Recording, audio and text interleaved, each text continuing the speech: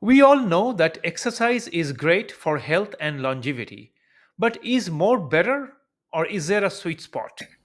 Surprisingly, the light joggers appeared to have the lowest mortality rates.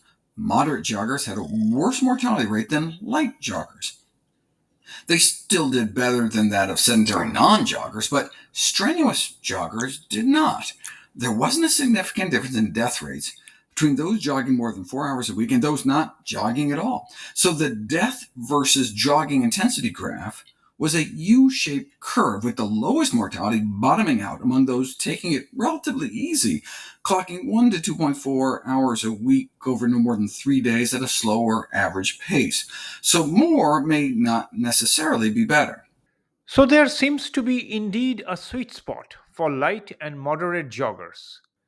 Here is another interesting angle from Dr. James O'Keefe Jr., famous cardiologist and author of four best selling books on health and lifestyle. This is a study of over 400,000 Chinese that was just published within the last year. We published an editorial along with this afterwards. But they found that vigorous exercise, this is all cause mortality reduction. The more reduction, the better.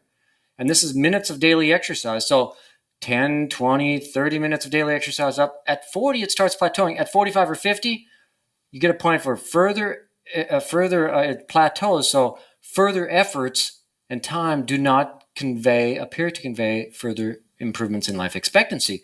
Down here is moderate exercise, light to moderate exercise, walking, housework, day to day, moving around. Just get off your seat, move around. More is better there. It's not quite as beneficial as vigorous exercise, but more is better. A few key takeaways here. Vigorous exercise is more beneficial than light or moderate exercise, but only up to about 40 minutes per day. However, light to moderate exercise can be incrementally beneficial for up to about 90 minutes or longer per day. So, doing long, vigorous exercise is not beneficial, but can it be harmful? But by 60 minutes, something starts happening.